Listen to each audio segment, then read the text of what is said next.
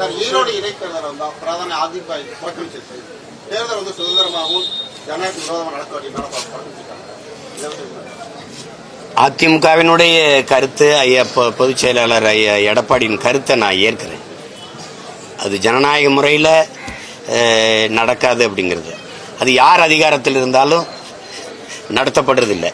கடந்த காலங்களில் அதிமுக நிற்கும் போதும் இதே குற்றச்சாட்டை இவங்க வச்சாங்க. அதனால் அதை நாம் பார்க்க முடியாது. நாங்கள் ஒரு போராட்ட இயக்கம், வளர்கிற ஒரு இயக்கம், களத்தில் நின்று தான் தீரணும். அதனால நாங்கள் போட்டிடுறோம். மற்றவர்களுடைய கருத்து அது நம்ம சொல்ல முடியாது. நாங்கள் உறுதியாக போட்டிடுறோம். எதிர்கட்சி அவ்வளவு வலிமை பெற்ற கட்சியே, அவ்வளவு கட்டமைப்புள்ள கட்சியே பின்னடைதுன்னா அவ்வளவு கொடுமையான ஜனநாயகம் இருக்கு அப்படிங்கிறத உணர்த்துறதுக்கு சொல்றாங்க.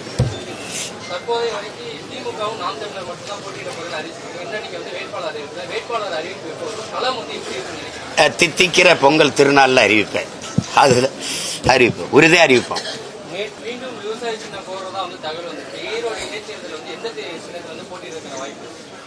இல்லை, நான் கோரிய சின்னம் வந்து புலிதான்.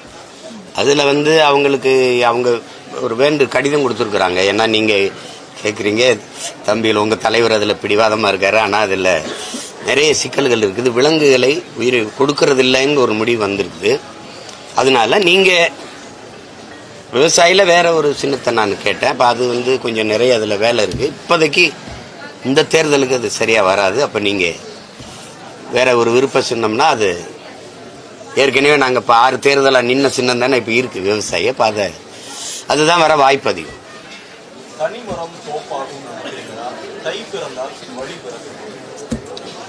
இல்லை, தனி மரம் தோப்பாகாது அப்படிங்கிற கருத்தை நான் ஏற்கிறேன். ஆனால் தனித்தனி மரங்கள்லாம் சேர்ந்து தான் தோப்பாகுதுங்கிற கருத்தை நீங்கள் ஏற்கணும். தனி மரம் தோப்பாகாது, ஆனால் தனித்தனி மரங்கள் எல்லாம் சேர்ந்து தான் தோப்பாகுது. அதனால இப்போ எதை வச்சு இப்போ நாங்கள் தனி மரம்ங்கிறீங்க?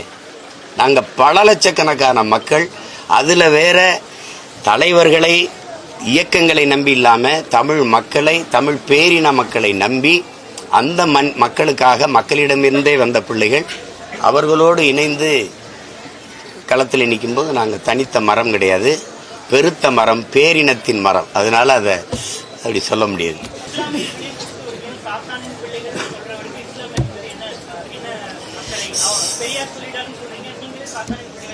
சாத்தானின் பிள்ளைகள்னு சொல்லல, சாத்தானின் பிள்ளைகளா மாறிட்டீங்களேன்னு சொல்றேன்.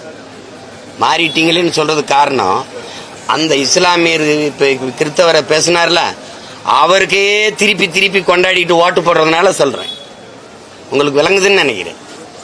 இந்த திராவிட சித்தாந்தம் திமுக தானே உங்களுக்கு பாதுகாப்பு. திமுக தானே ஓட்டு போடுறீங்க, 2 பேரும் திமுக தானே போடுறீங்க.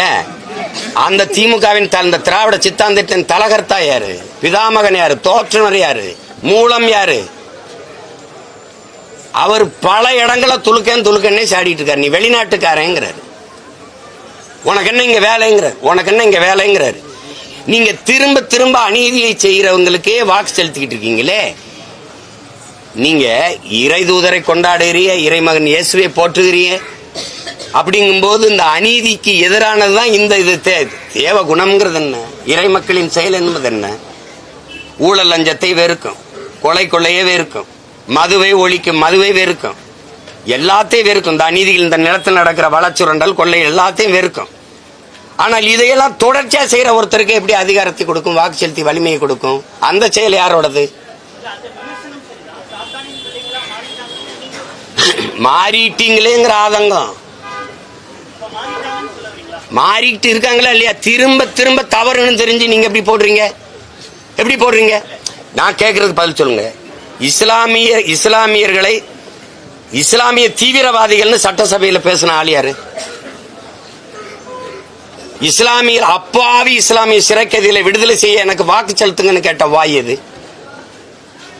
அப்புறம் எங்களுக்கு உடல் நலிவுற்று போயிருச்சு, முன்விடுப்பு தாங்கன்னு இஸ்லாமிய சிறை கைதிகள் அங்க போய் உச்ச நீதிமன்றத்தில் வழக்கு தொடுத்து இவர்களை விடுதலை செய்யுங்கள் என்று நீதிமன்றம் சொன்ன பிறகு இவர்கள் எந்த மனநிலையில் உள்ளே சென்றார்களோ அதே மனநிலை 30 ஆண்டு கழித்து அதே மனநிலையில தான் இருக்கிறார்கள். இன்னும் இவர்களை வெளியில விட்டால் இங்க இருக்கிற இந்து தலைவர்களின் உயிருக்கு ஆபத்து, அதனால் விட முடியாதுன்னு பதில் மனு தாக்கல் செய்தது யாரு? இவர்களுக்கு எப்படி நீங்க வாக்கு செலுத்தி வலிமை சேர்க்க முடியுது?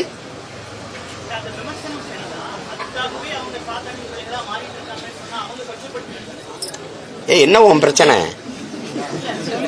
ஆதங்கத்துல ஒருத்தன் சொல்லுவான்ல, அக்கறை இருக்கும்போது ஏன் இப்படி பண்ணிட்டு இருக்க, நீ திரும்ப திரும்ப அந்த தவறை ஏன் செய்யற அப்படின்னு கேட்க எனக்கு உரிமை இல்லையா? பெரியார் அப்படி சொல்லலங்க. ராஜாஜியோட கூட்டணி யார் போறது? அது அப்புறம் கதை. ராஜாஜியோட போனது நீ தானே சொல்ற. திராவிடம் பேசலைன்னா ஆரியம் உள்ள வந்துடுறான்னு. அப்புறம் நீ அதுக்கு வரேன். இதை முதல்ல கேளு. பார்ப்பனர்கள் நம்மில் கீழான கீழ் சாதி மக்கள், கிறிஸ்தவர், இஸ்லாமியர்கள், இவர்கள் இந்த கூட்டங்கள், இந்த குழுக்கள் நம் எதிரிகள். இதை எப்படி பாக்குறீங்க? இது எதிரிகள்ங்கிறது எப்படி? இந்த எதிரிகள் தான் உங்களுக்கு தினம் ஓட்டு போட்டு ஒவ்வொரு தேர்தலையும் நிறுத்திக்கிட்டு இருக்காங்க.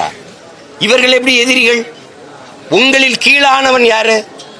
நீங்க யாரு? முதல்ல நம்மில் கீழானவர்னா அந்த நம் யாராரு? கிறிஸ்தவர், இஸ்லாமியனே எதிரி ஆயிட்டான்னா இந்த நம் இருக்குல்ல, அந்த நம் எந்த நம்? எந்த நம்? நான் கேட்கறது என் சித்தப்பன், பெரியப்பன், மாமச்சனை. இங்க இருக்கிற இஸ்லாமியங்கிறவன் யாரு? முதல்ல பூரா என் சொந்தக்காரன். இளையாங்குடி, புதூர், கீழக்கரையில் இருக்கிறவன் யாரு? காயல்பட்டினத்தில் இருக்கிறவன் யாரு? எல்லாம் என் உறவினர். கன்னியாகுமரி, நாகர்கோவில் இங்க இருக்கிற கிறிஸ்தவத்தை தாண்டி தழுவி இருக்கிறவன்லாம் யாரு? எல்லாம் என் ரத்தம், என் இன சொந்தங்கள்.